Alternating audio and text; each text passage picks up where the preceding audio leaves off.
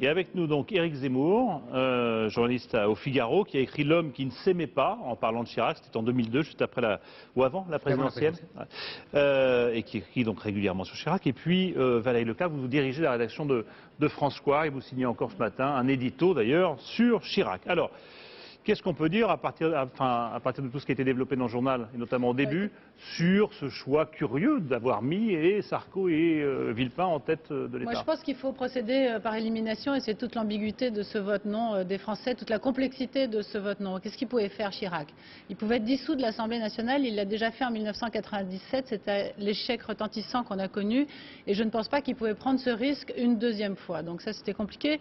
Deuxième chose, il aurait pu appeler à Matignon quelqu'un qui était un partisan du non. Ça aurait été une réponse pour les Français. Le problème, c'est qu'il n'y en a pas de partisans du non qui soient en tout cas dans une majorité possible pour le chef de l'État. Donc, à partir de là, clairement, il revenait à sa situation initiale. Dominique de Villepin, son fidèle parmi les fidèles. On est à 2 ans de la présidentielle. Matignon, c'est une arme de pouvoir. Mais pourquoi donc c'est important. Alors, ça, c'était au cas où le non aurait été à 52%, par exemple. Alors, tout d'un coup, on a 55%, ça change complètement la donne. Ça fait rentrer dans le jeu Nicolas Sarkozy de façon beaucoup plus importante. Il paraît qu'en plus, Bernadette a pas mal pesé en faveur de Nicolas Sarkozy. Elle l'aime bien, elle considère que c'est quelqu'un d'important et d'incontournable. Autre chose, Dominique de Villepin s'entend mal avec les parlementaires de la majorité. Nicolas Sarkozy est chef de l'UMP.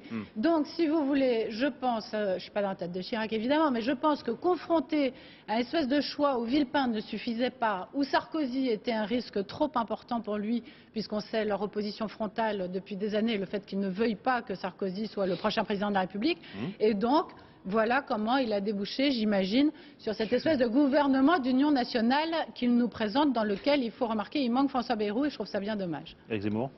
Écoutez, d'abord, il avait une autre solution qui était plus gaullienne, c'était de démissionner. Ça, c'est sûr. Parce que quand on prend une telle claque, normalement, dans le cadre des institutions de la Ve République, on démissionne. Mais on sait que la Ve République n'est plus ce qu'elle a été. Donc Jacques Chirac avait prévenu d'ailleurs. Là, il a tout à fait tenu ce qu'il avait dit, qu'il ne démissionnerait pas. Vous pouvez dissoudre, ça on l'a vu. Voilà, bon. Maintenant, pour le changement de gouvernement et pour Sarkozy, je pense que toute l'histoire est venue du fait que Sarkozy, qui quelques semaines, pendant des semaines, disait je ne veux pas être Premier ministre, je ne veux pas travailler sous les ordres de Chirac, je veux sa place uniquement, je veux être président, a changé de ligne. Ça vient de lui, ça vient pas de Chirac. Sarkozy, lui, s'est mis en compétition pour Matignon, quand il a vu que Villepin allait être choisi. Et qu'il a dit, moi aussi je veux être Premier ministre. Donc Chirac en a tenu compte, Chirac a refusé que Sarkozy soit Premier ministre, parce que, comme il dit toujours, il n'est pas rancunier, mais il a de la mémoire. Pourquoi accepter le tandem alors qu'il vient de dire que Villepin était quelqu'un qui n'avait pas connu le suffrage universel? Absolument, pourquoi accepter? Pour 2 raisons. Une, qu'on a dit, qui est que le groupe UMP, le groupe à l'Assemblée, était vent debout contre Villepin. Villepin les a traités de connards depuis qu'ils sont nés. C'est son mot. Au sens propre, enfin, au sens propre, c'est le terme que Villepin emploie pour tout le monde. Bon. Donc comme ça, on est au courant. Il n'y a pas que lui, visiblement. Voilà. Et donc deuxièmement, il le déteste et il le menaçait de se révolter contre lui. Sarkozy, lui, tient bien le groupe parlementaire, il est président de l'UMP. Bon. Maintenant, il y avait le problème de cette présidence de l'UMP. Vous vous souvenez qu'il y a 1 an, Chirac avait dit soit tu prends le parti, soit tu restes ministre, mais tu ne peux pas faire les deux. Aujourd'hui, Chirac, qui n'est pas un théoricien, ça se saurait. C'est un pragmatique comme on dit, se dit bon bah tant pis, parce qu'il y a un avantage à prendre Sarkozy, c'est qu'il ne laisse pas Sarkozy dehors. Vous savez, Churchill disait vaut mieux quelqu'un qui pisse dedans que dehors. Donc Sarkozy dehors, Sarkozy avait une liberté extraordinaire. D'ailleurs, moi je pense que c'est un risque énorme que prend Sarkozy. C'est-à-dire qu'il s'enferme dans le gouvernement. Non, moi je ne suis pas d'accord avec ça. Je pense que Nicolas Sarkozy, il a vite jaugé les choses et il a eu raison d'accepter. Il était candidat à Matignon, ça c'est clair. D'abord parce qu'il aime faire et que l'UMP en est quand même à l'extérieur. 2, il se retrouve en même temps ministre de l'Intérieur et président de l'UMP. Ça veut dire quoi? La dernière fois qu'il était ministre de l'Intérieur, à chaque fois qu'il sortait de son champ, on lui disait rentre chez toi et occupe-toi de la police.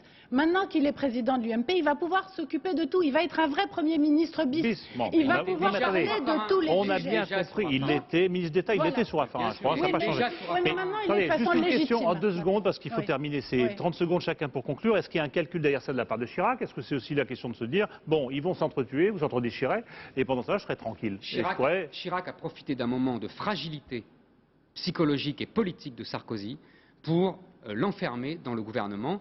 Et là, bien qu'il sera, je suis d'accord, ministre à mi-temps, enfin à mi-temps, toute la semaine, et candidat à la présidentielle le week-end, quand même, il faudra qu'il assume le bilan d'un gouvernement qui ne sera pas le sien. Et en plus, une dernière chose, il a accepté d'être numéro 2 alors qu'il ne vise que la première place.